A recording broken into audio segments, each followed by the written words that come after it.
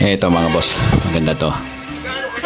Ay, nanguha ko yan para sa ano. Gusto ko yung content nitong dalawang to eh. Yan, kaya ako pumunod talaga. Paras Bukid Vlog. Nababawasan yung mga pizzeria eh.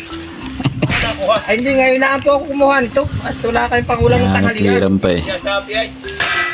Nagalit yung may-ari. Yan, yan. Nanguha kasi ng pechay. Eh, pasensya na. Nasaan ka nung kunay?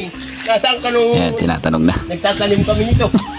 Tinatanong kung nasan daw kung yung nagtatanim sila. Nasaan nga, nagtatanim kami. Nakulong at nakapatay ho ako ng madamot doon sa amin. Ah, nakapatay ka? Oo. Ay, kumuha ka pa rin. Dahil- Wala daw siya at nakulong daw siya. Ano? Kumuha ka, damihan mo. Ay, tama na ho siguro ito. Dahil pa naman na yun. Okay lang alam niya. Kumuha dyan.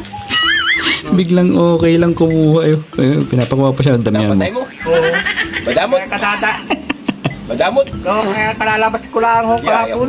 kung hindi madamot, kumuha ka pa dyan. Ay, salamat ho. Ay, kumuha ka pa rin. Inaalok pa na marami oh. Tama na. Nakapatay ng madamot eh. Ang ganda ng utak kong ano. Ayan yung ginamit na pampatay oh. Ayan. Ay, Nakadami. Oo, yan.